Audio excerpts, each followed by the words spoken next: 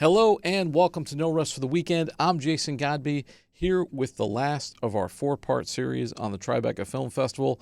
Today we're going to take you back to the red carpet for a couple of horror projects featured at the fest. But first, here's Emmeline Pryor with a couple of quick words from our sponsors.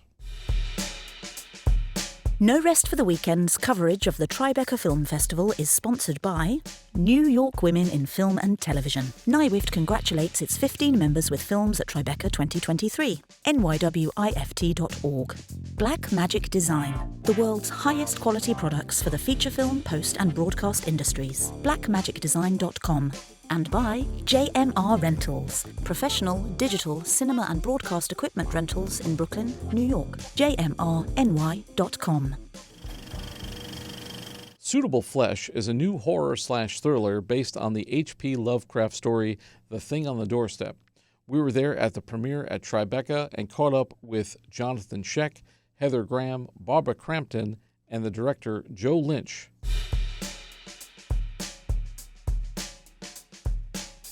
Can you tell us a little bit about the journey of the movie and now what it's like to arrive here at Tribeca? It was presented to me. Me and Joe Lynch made a Creepshow episode, and I've known him forever. We were part of the Masters of Horror community, and he reached out and he was like, I had this H.P. Lovecraft script, and we're doing all this really unique stuff. We're swapping the roles from the feminine to the masculine, and I think you're gonna love it. And it's starring Heather Graham, and I was like, yeah, sounds great, Joe. Send me a script, and I got to read it, and we made it in Mississippi, and I know Barbara Crampton had asked the writer of some previous films, about product, and they sent this script in, so it's found a new life. Can you talk about your character? I basically play Heather Graham's husband in this, is what it is. And he's out of work, and he's trying to figure out who he is, and she helps him figure out some new things that he really likes. And what's it like now, having gone through it, being here, premiering at Tribeca? So far, the people really love the film, and the people who love the genre love the film, and that means a lot to me. Horror's got that intense fan base. What are you guys going to bring to it that they haven't already seen? Oh, well, first off, they swapped the masculine and the feminine roles, so I think that right there is going to make it really unique and very tantalizing. It's very sexy. It's an erotic thriller. It's really what it is. So if someone said erotic thriller, Heather Graham, and you're like, I'm in. I'm in. Jonathan Sheck, Heather Graham, erotic thriller? Come on. What do you feel like the impact's going to be for the audience? Are you talking like straight scares? They're going to make them think? They're going to be thinking, and hopefully they're going to experience and get tantalized. It's a good word. This film's tantalizing.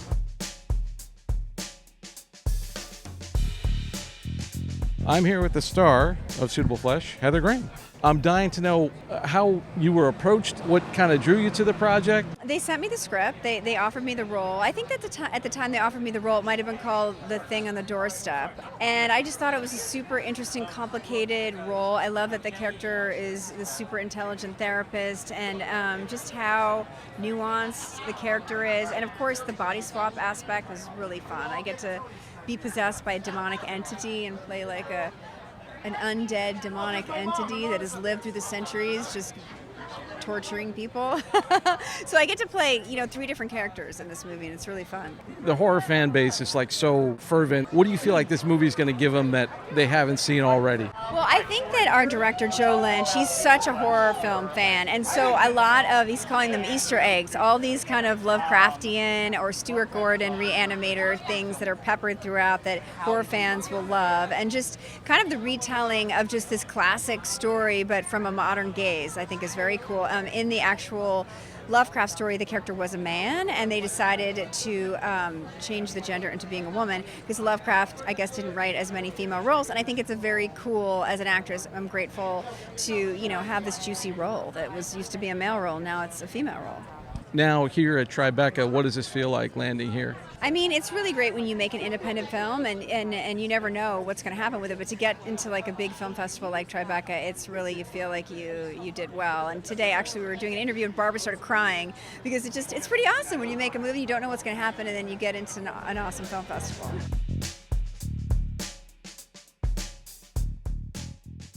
How did this project come to you, and can you tell me a little bit about the role you play? Stuart Gordon, who I've worked with in a number of films, Reanimator, From Beyond, Castle Freak.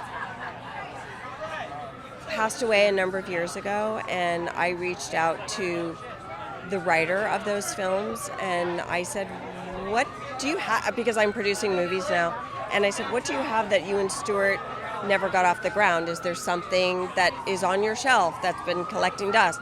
He sent me the script and I read it, and I immediately fell in love with it, and I couldn't understand why he wasn't able to get the money for it or get it off the ground. So I said, I want to try to get it off the ground. Dennis, do you own the rights for the film, for the project? And he said, yes. And I said, well, let me take it to my guys at Amp Films and see if they like it as much as I do. And they did.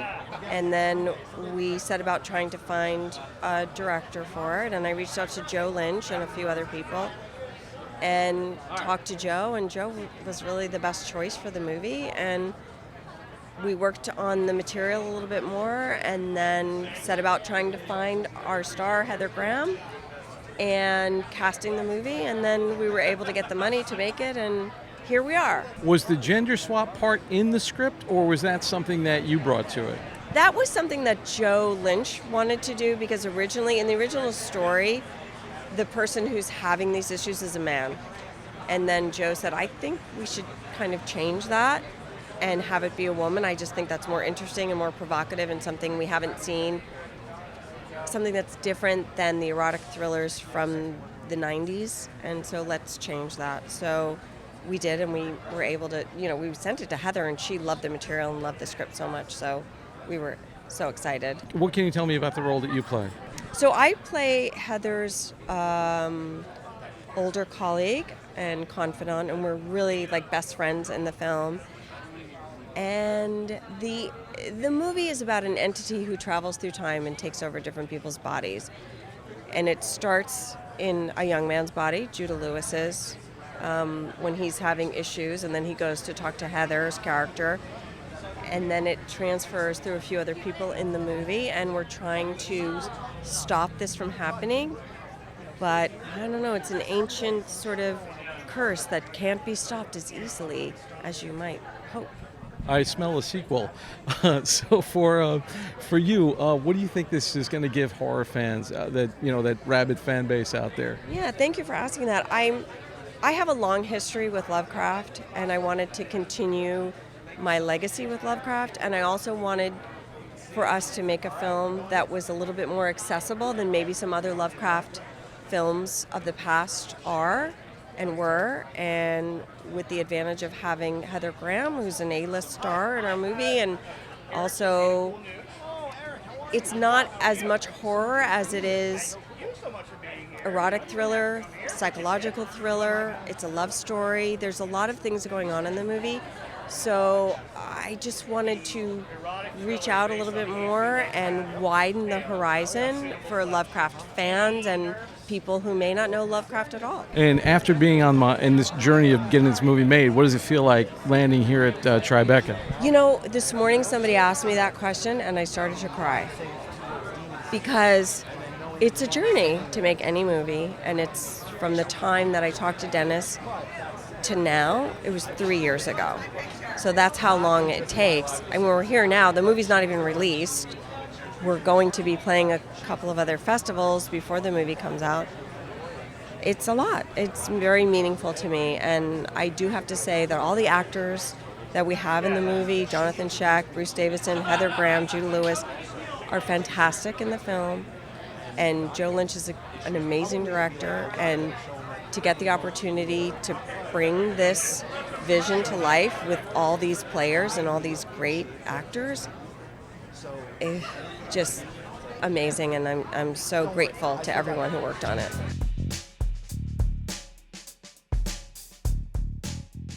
So, Joe, I understand that Barbara brought the movie to you. Can you talk about what your first impression was and what kind of attracted you to the script? Considering that I am a huge fan of the Queen of Horror, Barbara Crampton, when you get an email from Barbara Crampton with a script from Dennis Paoli, the writer of Reanimator and From Beyond and some of your favorite Lovecraft films, asking if you'd be interested, you say yes. Just simple as that. But to be able to call her both a friend and a boss together, it's a dream come true for any horror fan who's grown up with Barbara and with the work that she's done. Like, it doesn't get any better than that. And to have a true collaborator who many times protected me creatively when maybe other producers might not have, So it was a dream to work with her. And then when I got that script, I mean, it was everything that I wanted from a movie that if they did, and they did announce it at one point that Stuart Gordon was going to direct it. So as a fan, I was like, I'm in. So now it's like, oh wait, now I have to do it? Shit, okay. And I better knock it out of the park, and we'll see. She mentioned that you kind of came up with the idea to gender swap the roles. What was the impulse for that? Honestly, I think it was just because film should be a product of the times in a way. Like, in certain ways it should be timeless, but in other ways, films and stories, especially in the genre, should also reflect the world that we live in, the times that we're in. And if you had made Suitable Flesh or The Thing on the Doorstep 15, 20 years ago with someone, say, I don't know, like Michael Douglas, right, in the 90s, that story paradigm would have probably fit very well. Not these days, and I felt like it would be so much more interesting and so much more dangerous and so much more provocative if we were able to do something that took all the same notes, but do it with two, strong women, instead of it just being the usual male gaze, And look, as a, don't tell anybody, cisgender white male myself, I knew that I wouldn't be able to, fully capture that without having great collaborators. And between people in front of the camera and behind the camera, we infused this with as many women filmmakers as possible to give it that female gaze that I felt like it needed. And honestly, it made it so much more interesting that way, So, and also, Lovecraft is not known to, be very female gaze friendly. So I thought, what a great way to subvert what we're expecting. Hopefully he's not rolling in his grave too much, but I think he would probably really dig it too.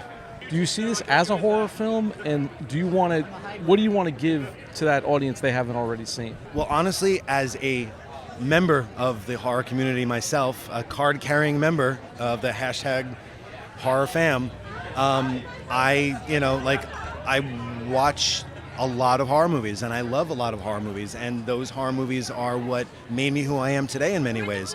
So for me, a lot of times it's just giving back. It's thinking like, what would I want to see? And that's exactly what this was. Like, if Stuart Gordon directed this movie, I would be fucking thrilled. But unfortunately, he's no longer with us. So for me, it was just trying to take the baton from what Stuart wanted to do and run with it, and hopefully, as respectfully as possible, give the audience and give the horror community something that I think they'll want to be talking about. And after, going on the journey of making the film, arriving here, Tribeca Film Festival, what's going through your mind right now? How am I feeling right now? I want to vomit. I want to pee. But most importantly, I want to hug everybody here for being here, because movies like this don't normally get this kind of treatment. And the fact that we've been embraced not just by the New York cinema crowd, not just by the Tribeca crowd, not just by the horror crowd, just people who love movies, and to be here for that, it's a dream come true. I'm from New York, so it's a dream for me to be able to be home and share this movie with all of you guys, on the streets of New York.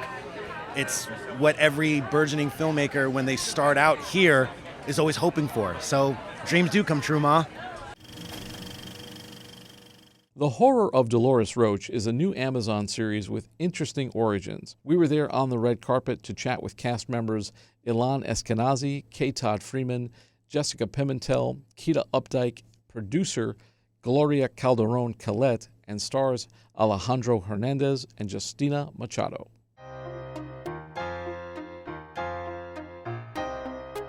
So I played Jonah Perlman on the show, and the show is called The Horror of Dolores Roach, and it's a really just wild story, kind of a new take on Sweeney Todd, but in New York City. And I just think it's going to be really fun. It sort of explores the issues that are hitting New York City and the people around it, and my character is sort of just a classic New York boy who is trying to look for answers and gets caught up in this whirlwind romance and gets caught up in everything going on. Does it still have that sort of Penny Dreadful black comedy type tone? Definitely. definitely. It's very much a dark comedy, and it's really funny, really dark, and it's just going to surprise people, I think, where the humor and the horror sort of mix.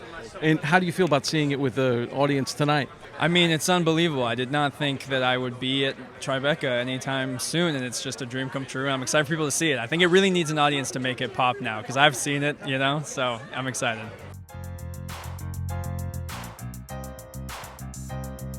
So, Kate Todd, tell me a little bit about the project and who you play. Well, the project is the Horror of Dolores Roach, inspired by the musical story Sweeney Todd. And I play Jeremiah, who is a conspiracy theorist, who is distrustful of the guy who's running this empanada shop. And I've got my eye on Dolores to try to protect her.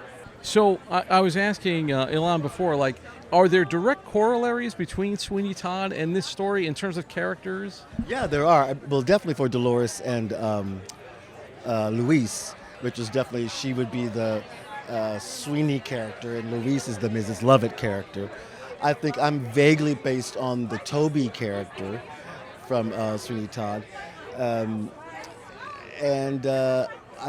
and slightly plot-wise as well. So you're out there uncovering the truth, kind of thing. Absolutely, yeah. And my character becomes very suspicious of what's going on, just like the Toby character does in Sweeney Todd. And I try to clue Dolores in on what, don't do it. Don't do it. How do you feel seeing it with an audience here at Tribeca? I'm not sure I'm going to stay and watch. I don't necessarily like watching myself, but I probably will, and I hope they enjoy it. I mean, it's really well done. This project has been a labor of love, I cannot tell you, for the creators, the writers. I remember seeing this originally as a one-woman show in a little, Joe's Pub back in the day, and I felt an instant connection with this character. So I knew, someday I had to have some kind of involvement with it. That play turned into a radio play or podcast, if you will, but I'd say radio play. And the lovely creators turned it into this amazing, scary, funny, incredibly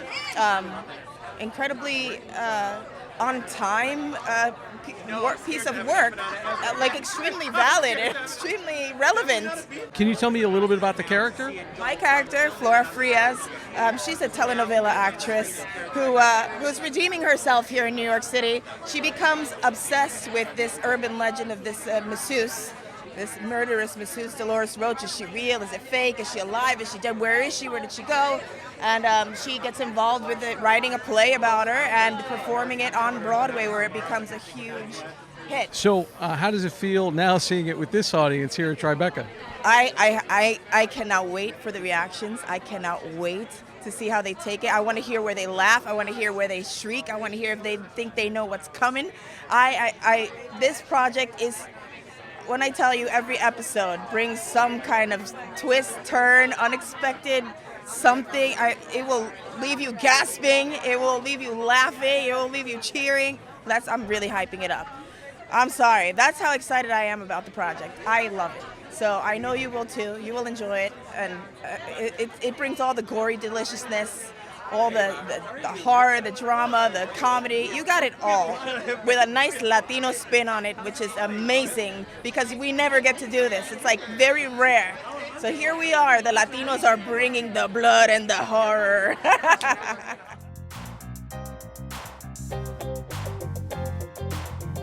So I've been with the project for 5 years, actually, and it all started with the Public Theater. They sent me over as a suggestion for the part. I got it, I loved it, I read it, and instantly the creator, Aaron Mark, and I clicked like this. And I I lived in Washington Heights, only a few blocks away from where the story actually takes place. So I was able to bring honor to the women who live there, the people who live there. I saw the gentrification happen, and just seeing that and hearing that was so exciting. And now I've come from A to B, from the podcast to the actual TV series, and it's just so fulfilling to get to go all of that way and to see it in all of its forms, and to bring, not only the audio part, but then audio visual. You get to live in all of the worlds. So here, Tribeca Film Festival, how do you feel? How do you want the audience to react? I think that I want the audience to know, Blumhouse does a lot of horror movies, as you know, and I think that this TV series is comedic, it is dramatic, and it has horror, but it's accessible to everyone. All three of those things are really well done and really fleshed out, so anyone would enjoy it, not just a horror fan, not just a comedy fan, not just somebody who wants to watch something really serious. So I think I want audiences to see all that, and it's at a quick pace. There's no fat to it. It's just click, click, click, click, click, and it'll get you in from the right second, and you'll be held until the very end.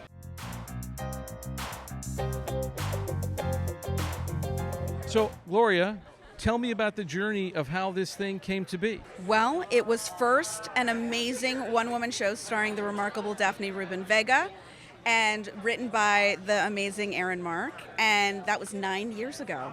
And then that became a podcast by Spotify, and then that sold to Amazon with Blumhouse. And now tonight we are seeing the premiere of the show based on the play that's based on the podcast. Here we are. Were you the one that sort of shepherded this whole thing through? No, I wish. I listened to the podcast because I love Daphne, and I was like, I have to be a part of this. And Jason Blum is so smart, and he already got the rights. And my deal's at Amazon, so I called and said, I want to be a part of this in any way I can. I sent it to Justina to listen to, and she loved it and fell in love with it. And so I just sort of was doing behind the scenes things, and then they called me and they're like, all right, you want to be a part of this? I said, yes. So now I am. Were you a Sweeney Todd fan? Yes. Demon Barber of Fleet Street, you bet. Yes, I loved it, but I loved also that instead of being this British guy in England killing people with Mrs. Lovett's pies, being put out, this time it is a woman in Washington Heights, and it is empanadas being put out to dispose of the bodies.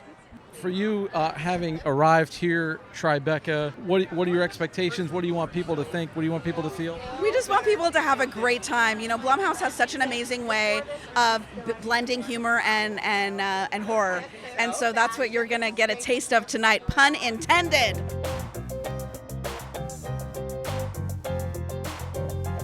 Alejandro, talk to me about the project, how you got involved, and talk to me about your character. Oh, yeah, so Luis is a misunderstood culinary visionary.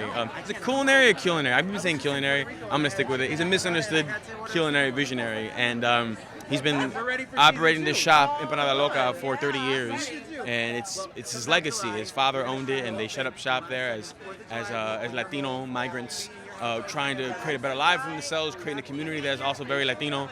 And as time goes on, gentrification is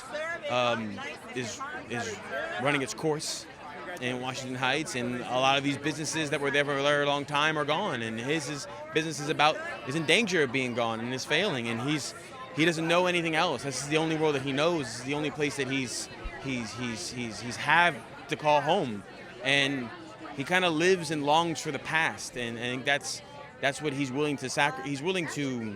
He's very much willing to do whatever he has to do to keep this memory alive and to keep his legacy alive. And when Dolores comes, Dolores is this relic of the past that he sees and is willing to do whatever he can to hold on to her and to hold on to his way of life. Or it started as a play, then it became a podcast, now it's a series. And how did you get into it? So I remember when I was when I was in college, I remember hearing about this one-woman play starring Daphne Rubin Vega called Empanada Loca and how it all started. And I can remember hearing rumblings about it way back when. And I guess that's just how long the time frame of this piece has been around. And then the podcast was extremely popular, and then I got the audition for the play, and I listened to some of the podcasts. I didn't want to listen to too much because when I was auditioning for it, I love Bobby Cannavale. He's one of my favorite actors, and I'm like, Bobby's the man. I'm never gonna be Bobby, so I don't want to copy his thing, But I was just psyched to play a role, this kind of role, but also psyched to play this role that Bobby's played, and especially him being an idol of mine, because I thought that was really cool. That I'm in a way, I'm kind of following in his footsteps a little bit. It's pretty cool. seeing it here with an audience, landing at Tribeca. What's going through your mind right now? Man, there's a lot. I'm a little nervous. I hope people like it. I hope they like it. I hope they enjoy it. I hope they enjoy watching as much as I did doing it. It was a real joy to work on this show. It was probably the greatest joys of my life. I had a ball doing it, and I hope that people enjoy it and have a ball watching it.